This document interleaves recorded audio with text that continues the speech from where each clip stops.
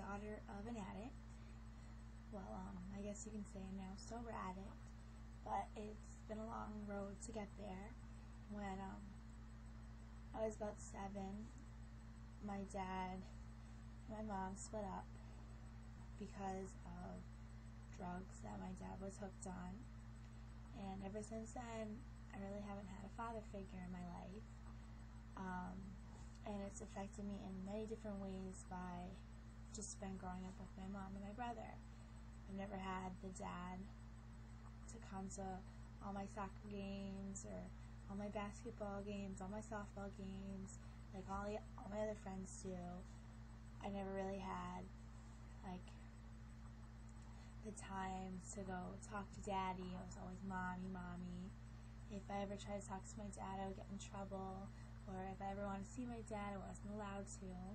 And it was really rough for me seeing all my friends with their happy married parents, just like normal family, and I was this girl growing up with just a mom and a little brother and no daddy. And it's really hard for a 7-year-old girl. I'm now 14. It's been 7 years, and my dad has finally came to his senses, hopefully for good this time. I really have faith in him that it's gonna be no more relapsing. It's just completely done. And I was young at the time, but I remember it was always in and out of rehab. Like, we would have to go to some visits at Southern Connecticut State University, and we would be in a little box room behind a mirror, and people would be standing behind the mirror watching and listening to everything we said. And that's not the kind of relationship you have with your dad. It's like some sort of criminal. It felt like that we were being watched, and he couldn't even talk about certain things with us. We weren't allowed to receive birthday presents, Christmas presents. Couldn't even get the happy birthdays for some years. Some years it would be, we could say happy birthday, have a nice time.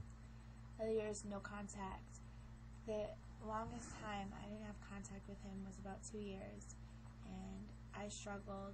My grades were going up and down, behavior in school, it really affected me. And with him there, and I would get so happy and I would be doing good, and then all of a sudden it's like he vanished and he would be gone, and I wasn't allowed to see him or talk to him. And I've never really known what it's like to have a real father in my life.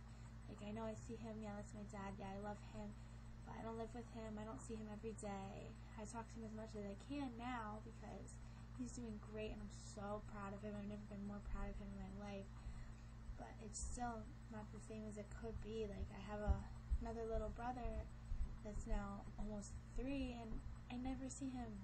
I feel like he doesn't even know who I am, because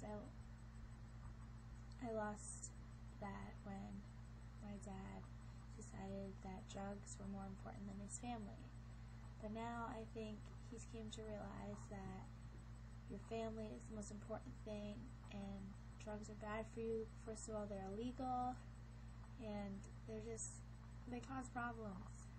And when he decided to move out to California, to Shore Haven, I was a little nervous. I didn't know if he was just going to be doing the same thing out there without any of the family around and we would never see him again, or it was going to be the last time.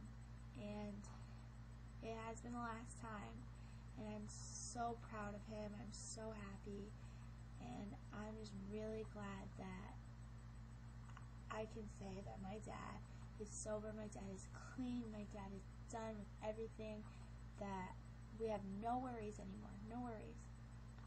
And to all the daughters, nieces, nephews, sons,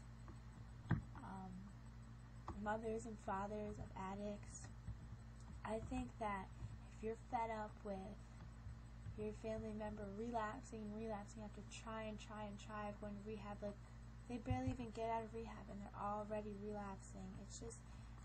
It's not even them that's being affected, just being the whole family and everybody.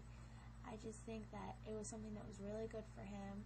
He is surrounded by people who keep him having fun all day, every day, and keeping him sober. And it's the type of environment when a lot of people have things in common and it's possible to get it done. And I think that it was the best thing for him. It was a risk, but it was a risk well taken. And I love my dad, and I'm really proud that everything has been working out really great. And now he wants to help others, which really comes from the heart. And I think it really proves that he's moved on, and so can anyone else.